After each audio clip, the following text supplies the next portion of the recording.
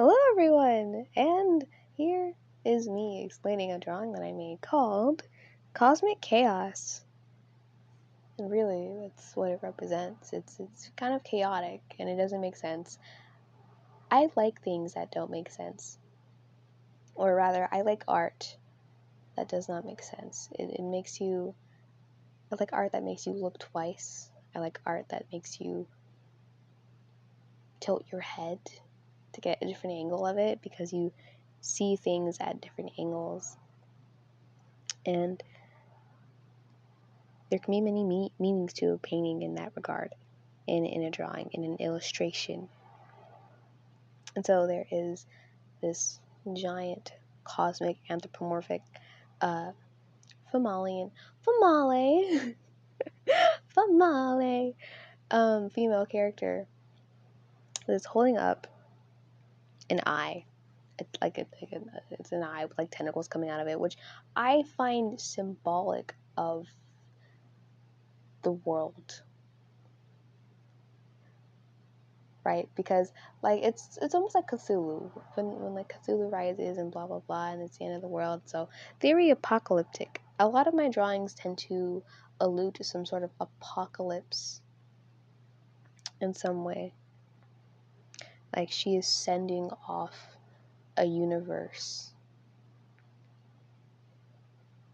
She's kind of like blowing it away, sort of blowing it away, like off you go, little thing. But it's a universe that is ending. She's sending off the end of a universe, you know, that is shaped like an eye. At least I find that universes, or I find that that when I draw universes, they're often in the shape of eyes. Like the world is in the shape of a body, I suppose. Like, I don't know, everything somehow goes back to humanity, like the human form, the eyes, arms, legs, mouth, nose. Everything tends to go back to humanity in that regard, or again, just a humanness or a human likeness. It doesn't have to be human, but there is something about the human form that is higher or superior in a way. Like, we're built to make things and be creative. Like, we have hands. A lot of animals don't have hands to build things, to craft things. They don't have the minds to craft things. Oh wow, this is getting very deep, isn't it? Weirdly enough.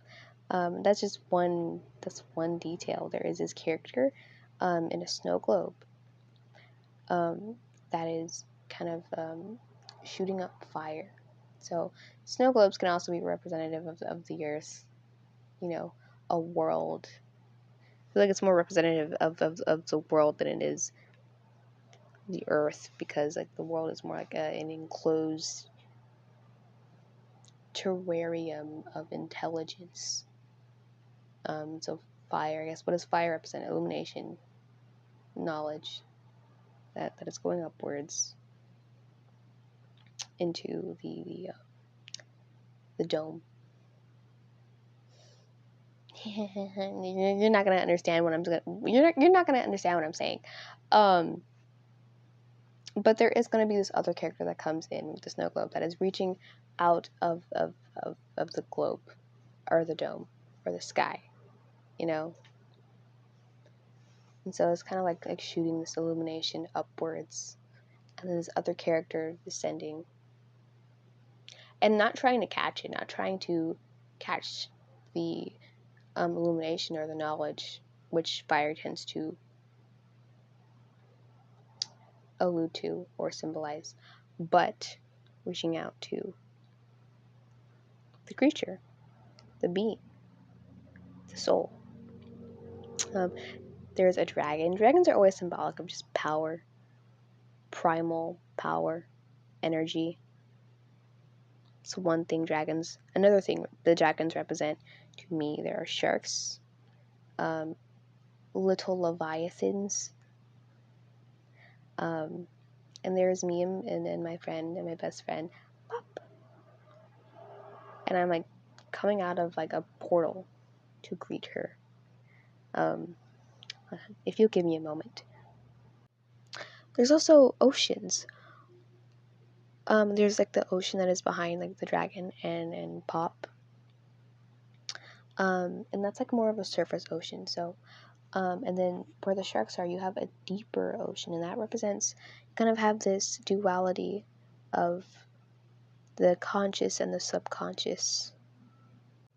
Right. Okay. So I kind of like I jump through hoops, portals, worlds, dimensions. Maybe it can be symbolic of how I'm always like, my head is always in the clouds. It's always somewhere else. It's always in another world, you could say. So, and if you kind of look, there are 3 suns, which is kind of like representative of like 3 atmospheres. If you know, you know. 3 atmospheres.